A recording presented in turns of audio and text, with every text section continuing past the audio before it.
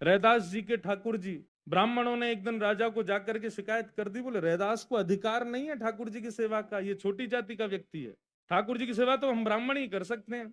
राजा ने सभा बैठाई और पंचों को बैठा करके कहा क्या करना चाहिए। बोले ब्राह्मणों की बात भी ठीक है। राजा ने कहा देखो भैया, हम ऐसे नहीं करेंगे, एक एक एक प्रैक्टिकल करते हैं। उसमें जो पास ठाकुर जी, उसके एक सिंहासन पर बीच में ठाकुर जी बैठा दी, एक तरफ सारे ब्राह्मण, एक तरफ अकेले रैदास।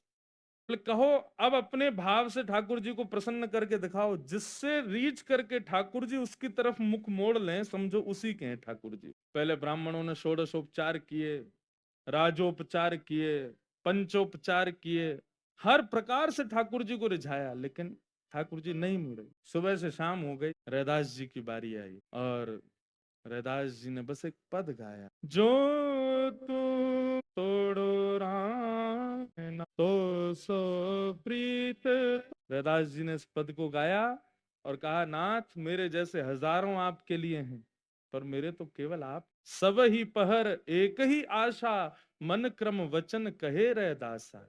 रैदास जी ने जब ये पद गाया तो राजा ने तो कहा था ठाकुर जी जिसकी तरफ मुड़ गए उसके, लेकिन रैदास जी के इस पद में ऐसा भाव उत्पन्न हुआ कि ठाकुर जी की प्रतिमा चल करके आई और रैदास जी के गले में जाकर के चिपक गई रैदास जी से। और राजा ने जब ये दृश्य देखा, जात पात पूछे नहीं को, हरि को भजे सो। हम जिस भी बंधन में, जिस भी दायरे में हैं, वो तब तक हैं जब तक प्रेम लक्षणा भक्ति हमारे भीतर नहीं है। जिस दिन आ जाएगी सब बंधनों से मुक्त हो जाएंगे, फिर कोई बंधन नहीं रहेगा। ऐसे हरि प्रिय